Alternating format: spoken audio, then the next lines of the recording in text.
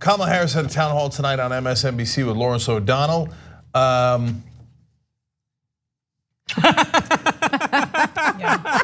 Same. Right. I mean, not much happened. A lot of political answers. I guess there was one good answer, which was almost immediately erased. So that's on Medicare for All. We'll show you that. There was a terrible answer on the Supreme Court, Mitch McConnell, if you ask me. There was the usual evasiveness, and I had to just check myself with these guys a minute ago. And Aida and I were talking before we got started. Like, is it me? Have I gotten jaded by covering this stuff too much? But that just seemed like incredibly boring political answers that I didn't get much from at all. So Aida, what do you think? I think that you are not jaded. I think you're very in touch with what's going on. I feel like, first of all, Donald Trump has done such a poor job that now people feel like they answer questions by talking about what Donald Trump has done wrong. So now our standard is being better than bad. And being then better than bad is supposed to be sufficient enough for us. I don't want to hear about Donald Trump, what he's been doing. I want to know what you're gonna do. And I feel like the answers were all very, very topical, very political, very, what are you doing? What are you gonna do? The other thing is, listen, if we as people of color who continuously become a talking point in these political situations, keep getting swayed by these people, they're gonna lead us to the slaughter. If the people who look like you she couldn't even answer a question on racism. I don't need a kumbaya answer. I want you to address the systemic issue that you helped support to hold people of color down. I want to hear answers and specifics. I don't want to hear rhetoric. Enough already with this. Aren't you tired of this, America? Because I know I am. There were no specifics, real policies. There was nothing. Did anything shock you? If something that she said shocked you and made you say, oh wow, please tweet it to me. Because I feel like I wasn't present for that moment. Yeah. By the way, you can tweet it to all of us, hashtag TYT Live whenever we're live and doing this coverage. But yeah, I think if I hear one more politician say, there's so much more that unites us than divides us. I'm like, oh, come on. And so if you're saying, hey, okay, maybe that's a little unfair or whatever, but because every politician says it, I know, but we've got 24 choices so far. So we can demand excellence and specifics, both in your policy and in the examples, I would say. And one more thing I just want to say, if you are a person of color and you are running for office and you want to stay away from the reality, from the elephant in the room, there is nothing wrong with being a person of color and saying these issues are real, they exist in our communities.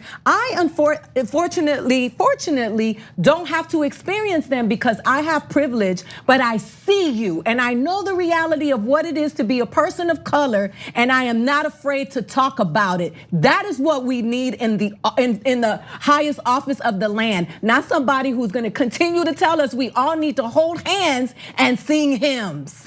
Yeah, look, see, I'd vote for Aida 1,000 times before I'd vote for Kamala. But that's because what you just said was real.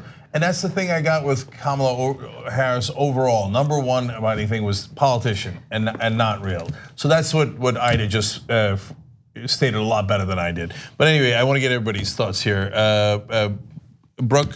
Oh, Aida, you just said something that I was like, that's exactly how I feel. Was I there? That was so boring, and not in a way that like, oh, politics are boring. Just that I didn't learn anything new from her. I didn't learn anything unexpected. She didn't change my mind about anything. They were all softball questions, and I guess I didn't expect her to not have that answer on abortion. I didn't really need a question about uniting us all, and I didn't need her to answer a question or have a question where the only real answer is love, racism is bad. That was a waste of my time. I get that, but I do want to know what you're gonna do about it. I did want her to directly answer two of what I thought were the best questions of the night, Craig Melvin's questions. Didn't get solid or direct answers on that. I wanted pushback a little bit on that. I think that it was very cushy and yeah. Well, just from as a production standpoint, what were they doing the whole time? The whole time it was just a very weird thing to watch. There were audio problems, and Also, when Craig Melvin shows up, it's like, well, here's the questions Lawrence O'Donnell couldn't ask because he's the whitest human being ever born. And I hadn't thought of it that way. I thought they were just like so self-congratulatory, like, hey, we got a host from the Today Show. I asked that we pull Look, dude, those. it isn't Tom Cruise. Not that that would be good either, but but like the Fox News town halls are the only ones that are worth anything at this point in my mind. Because that's interesting. Because at that point, there's something at stake that is a reason for me to watch. But I'm going to tell you something. No, because it's not the dig. No, I'm not talking about like the Fox News debates. I'm talking about the Fox News town halls because I'm watching to see like, okay, Bernie went in there and Bernie nailed it. Yeah. Buttigieg went in there and he got a standing ovation. That's something to talk about. What I saw there was an amalgamation of questions that didn't have any edge to them. But I tell you what, if she would have been talking about something, if there would have been some teeth to what she was saying, you wouldn't even care about the lights, you wouldn't care about the sound because the content would have been moving you. She didn't want to be there. Normally you look at the people behind who are either into it or like don't agree, but here they were all, there was one guy literally checked his watch. Which brings me back to the question, what the hell are we doing there? Why are they doing anything? It's very frustrating. And then the idea, you said something earlier that was like better than bad. They're saying that they're better than Trump, who is bad. But you know what Trump isn't bad at? That. Yeah. He's real good at that. And I was holding out hope that Kamala Harris would be the prosecutor. I've been saying this. We have a reality TV show president. And the thing I was looking forward to Kamala Harris is that while Trump plays into the reality TV conventions that we come to expect from the bad guy, even if the reality TV is like a worldwide wrestling federation bad guy, Kamala would play into the I like watching special victims unit prosecution scenes trope. And I have not seen anything. She was like just kind of going through answers, lost it a little bit. She was flailing, couldn't find out what she wanted to get to, and she could. I'm totally with you. Even if it's not Kamala, like if she could gravitate to anything, she actually gave a crap about. But I did not come away from that thinking that her touching stories of people she met on the campaign trail or times when even talking about her mom. Yeah. She didn't resonate with me at all. This is a different, and that just made me realize this is we're getting a different Kamala on the campaign trail than we get in Senate confirmation hearings. A complete different person. And say what you want about negative things about her. I mean, she has a personality where she could pull you in, and this is weird, and almost like someone is telling her to be nice and likable or something. But yeah, I don't know. I don't need. Like, let's all hold hands and say racism is bad. I need you to understand what we're living in right now and tell me very like strong and passionately what you're gonna do about it. And I don't know it. Her answers were all like 5th to 10th tweet down in the Twitter moment answers. Like you get on Twitter, they put together the moments and you're like, here's something that happened, and then like the best take on it, the second best take. She was like giving you answers like president does trade by tweet.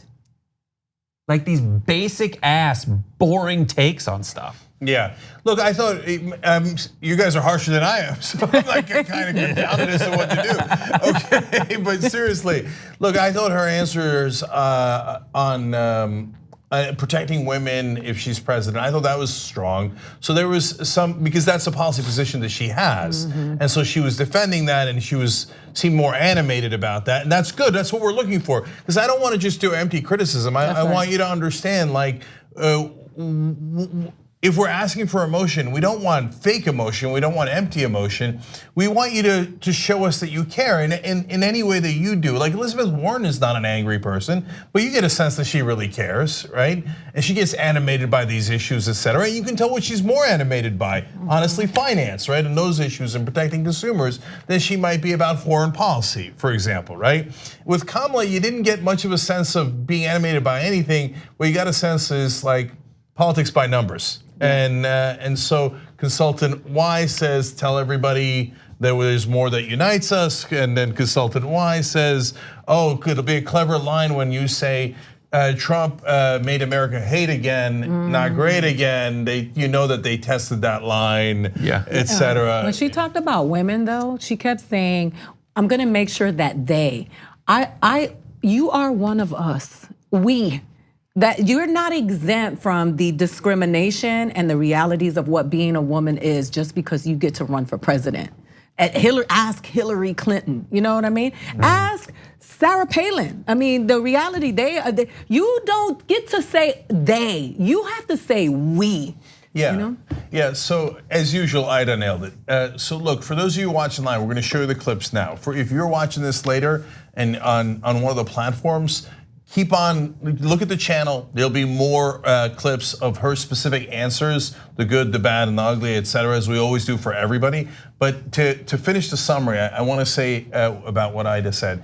That's what we all felt, which is that the consultant class teaches politicians to be above the fray, to kind of float on a cloud, like, oh, I'm speaking to you from the mountaintop. I will try to relate to your small problems, okay? But I don't want to be too emotional. I don't want to be too this. I don't want to be too that. The main thing that the consulting class teaches them is don't be too human, and that is not what this time calls for.